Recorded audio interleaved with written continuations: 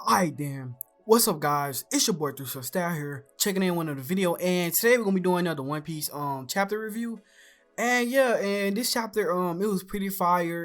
We didn't really see like I ain't gonna say the chapter was like just better than all the other chapters that came before this, but it was okay, and it kind of set up the story for us and for us to see like where Oda trying to actually take the plot. And yeah, and let's get into it.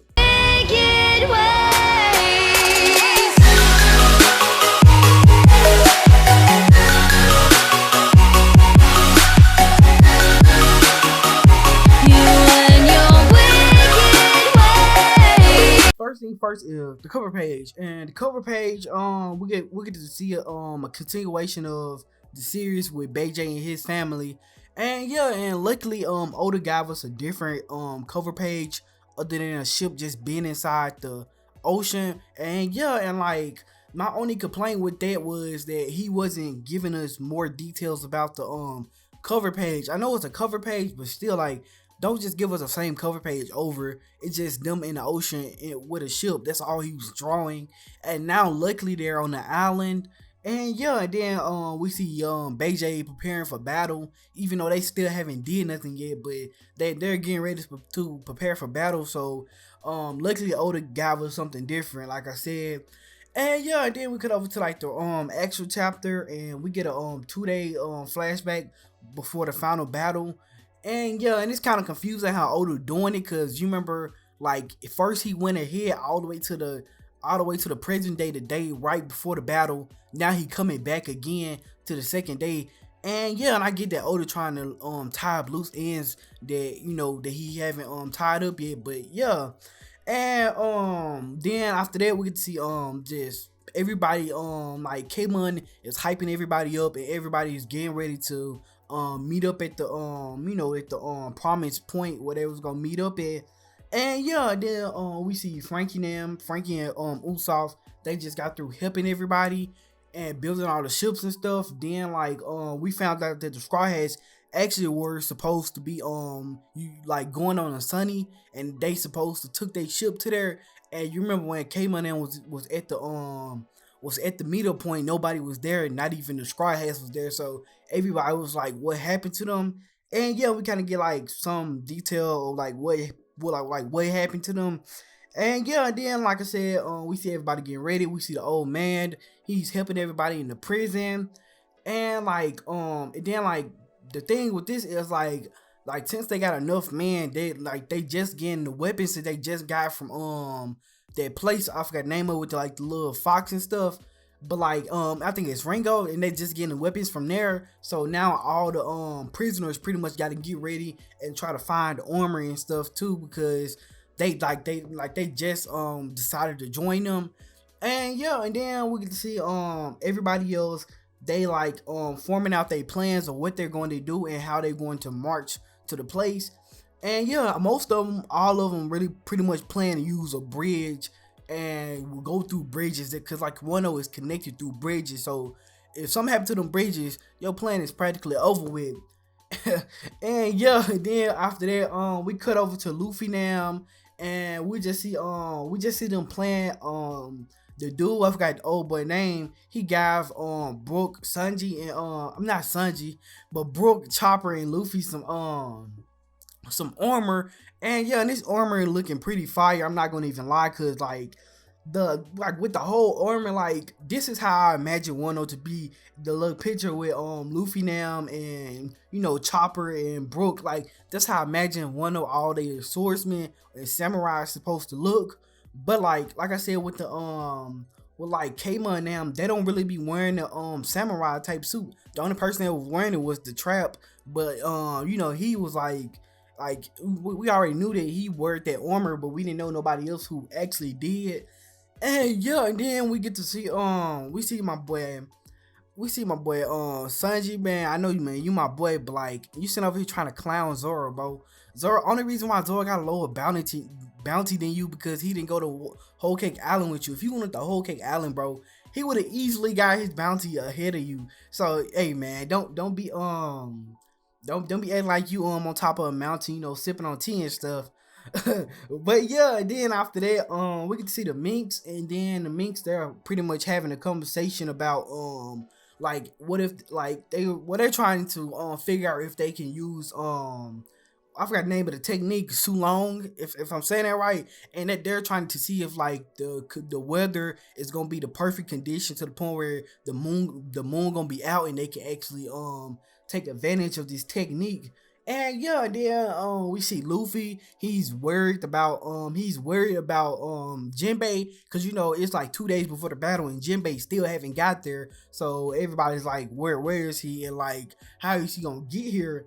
And yeah, then like I said, Luffy's just sitting there worried about Jinbei and stuff. And then after that, we cut over to like the village where Kama and wife Nam live. I don't know the name of it. And yeah, and then after that we see Hold'em, and then Hold'em, he's there because he investigating that. Well, he's trying to investigate because people, well, they're like with their food supply, they are still missing like certain amounts of food, and they're trying to figure out where it's going. Obviously, Kama and them were still in the food so they can feed their soldiers, so their soldiers won't be be weakened because they haven't eaten, they lose the battle. So obviously they've been taking food. And yeah, and then we see Kama wife, she tries to take up for them because she knows it's them, but like she haven't seen it yet, but she pretty much has faith that it's them, and she's trying to cover it up.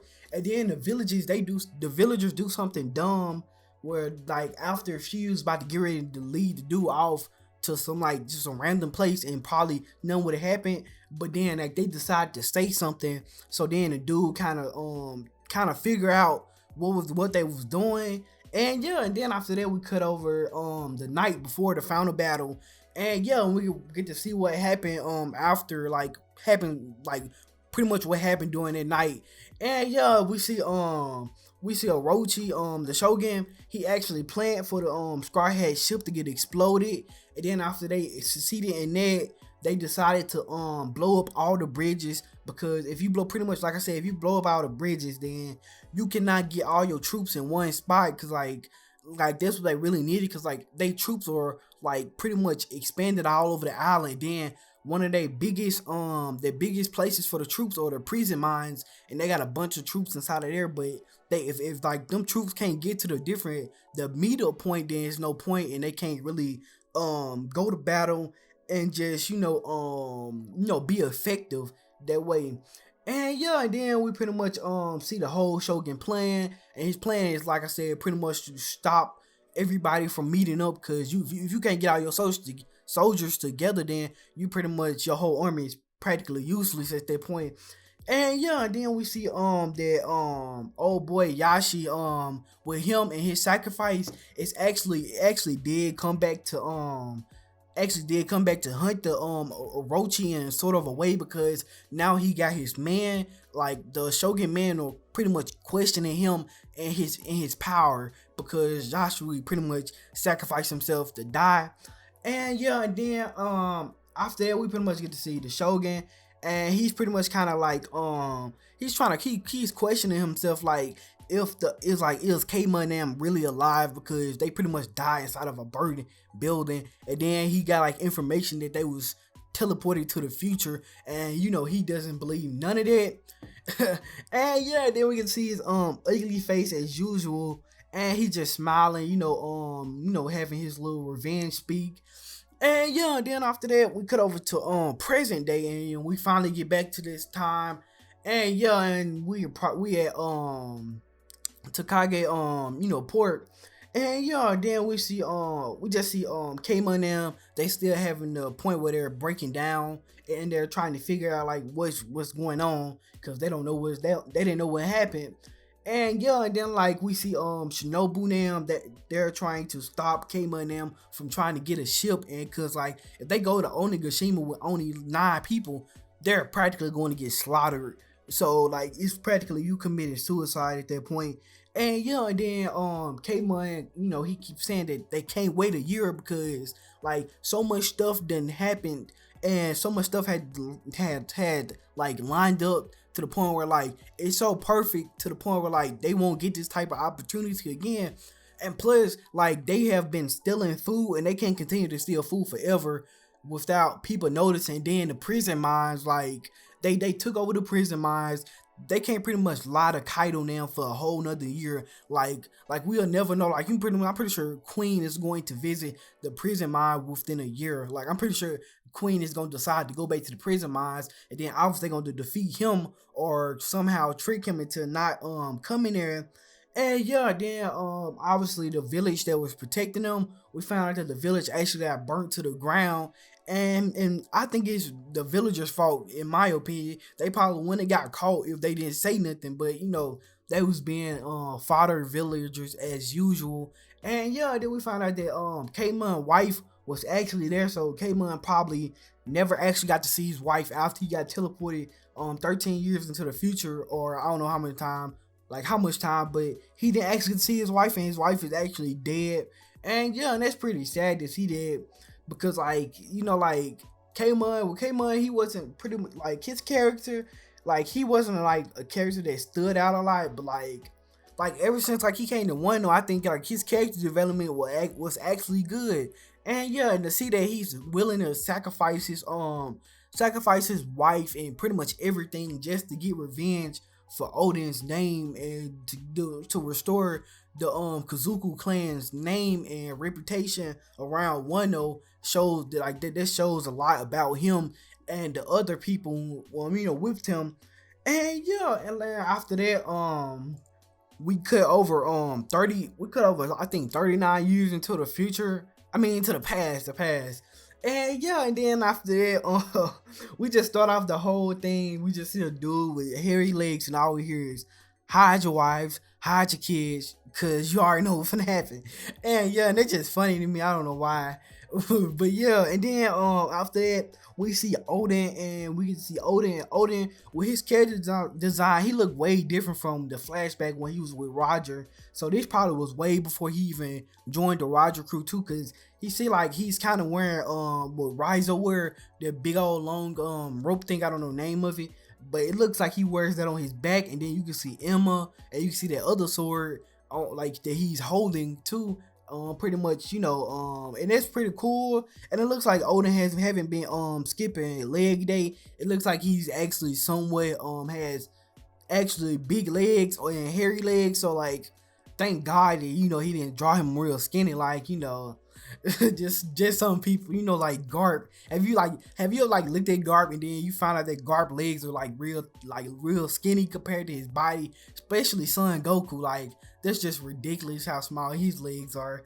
And yeah, and then after that, we pretty much like kind of find out from these like little pages that the people of Wano kind of didn't not like Oden before he actually became you know, pretty much the head of the Kazoku clan. I don't know why I can say that, but yeah. And this chapter right here, like I said, it was pretty interesting.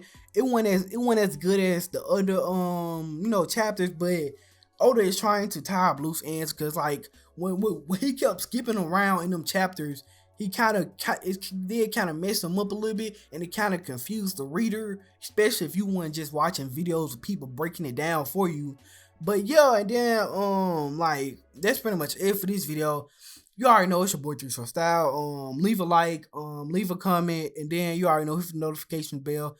And like I said, leave a comment, whatever you want to talk about. If you just want to say something to me, holler at your boy. And yeah, you already know it's your boy 3Short Style. And I'm out. To the tune, till I'm dead. Don't want room, I might go, but I don't want French. To the tune.